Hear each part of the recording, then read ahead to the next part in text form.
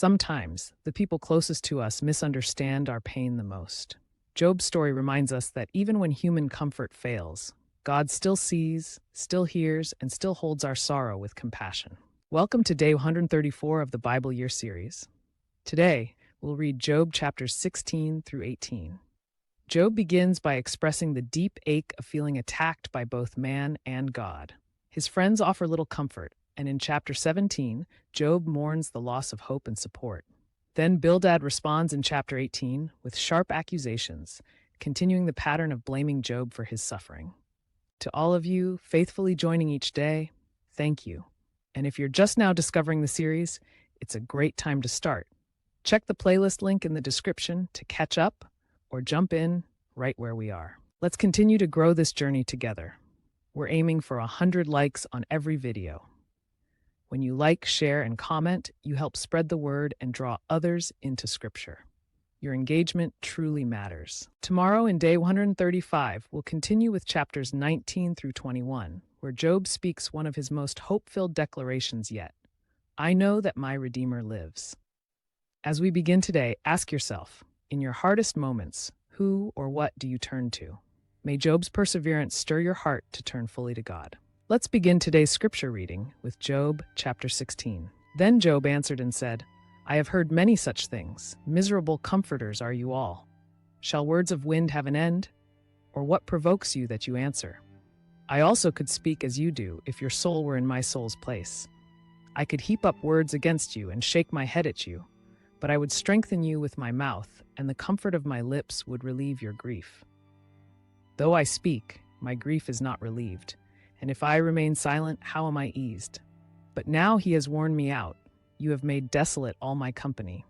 You have shriveled me up, and it is a witness against me. My leanness rises up against me and bears witness to my face. He tears me in his wrath and hates me. He gnashes at me with his teeth. My adversary sharpens his gaze on me. They gape at me with their mouth. They strike me reproachfully on the cheek. They gather together against me. God has delivered me to the ungodly and turned me over to the hands of the wicked. I was at ease, but he has shattered me. He also has taken me by my neck and shaken me to pieces. He has set me up for his target. His archers surround me. He pierces my heart and does not pity. He pours out my gall on the ground. He breaks me with wound upon wound.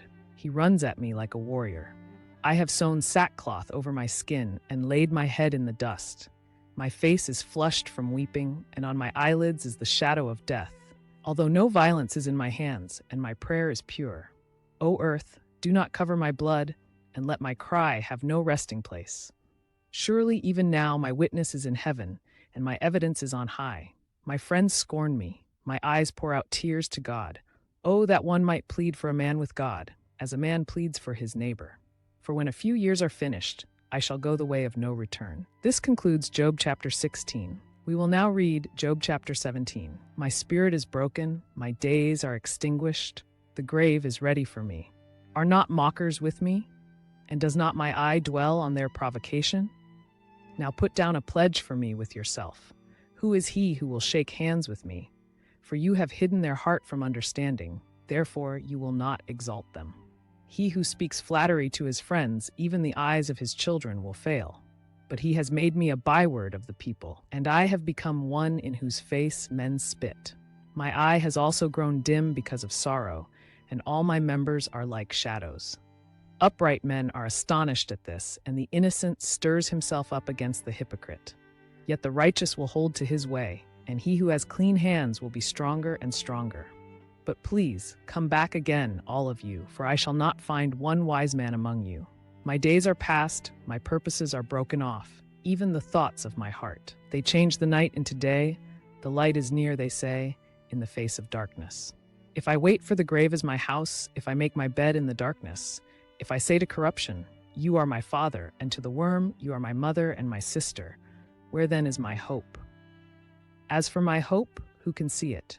Will they go down to the gates of Sheol? Shall we have rest together in the dust? This concludes Job chapter 17. We will now read Job chapter 18. Then Bildad the Shuhite answered and said, How long will you hunt for words? Consider, and then we will speak. Why are we counted as beasts and regarded as stupid in your sight? You who tear yourself in anger, shall the earth be forsaken for you, or shall the rock be removed from its place? The light of the wicked indeed goes out, and the flame of his fire does not shine. The light is darkened in his tent, and his lamp beside him is put out. The steps of his strength are shortened, and his own counsel casts him down. For he is cast into a net by his own feet, and he walks into a snare. A snare takes him by the heel, and a trap snaps at him.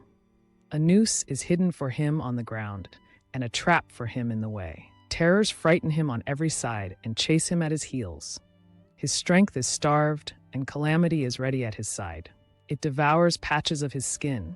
The firstborn of death devours his limbs. He is uprooted from the shelter of his tent, and they parade him before the king of terrors. They dwell in his tent who are none of his. Brimstone is scattered on his dwelling. His roots are dried out below, and his branch withers above. The memory of him perishes from the earth, and he has no name among the renowned.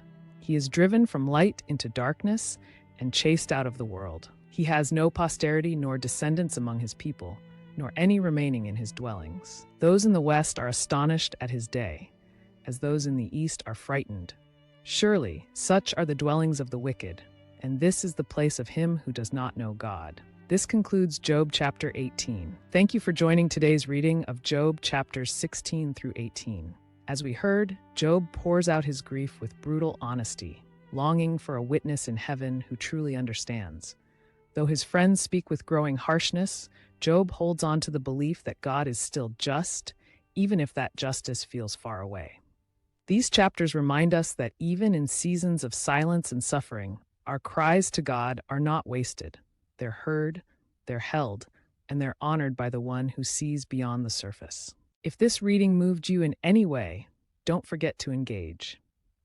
We're praying for 100 likes a day to help this Bible Year series reach more hearts around the world.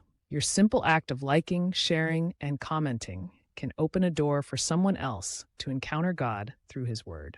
Tomorrow, in day 135, we'll move into one of the most powerful moments in the book of Job, his declaration that his Redeemer lives.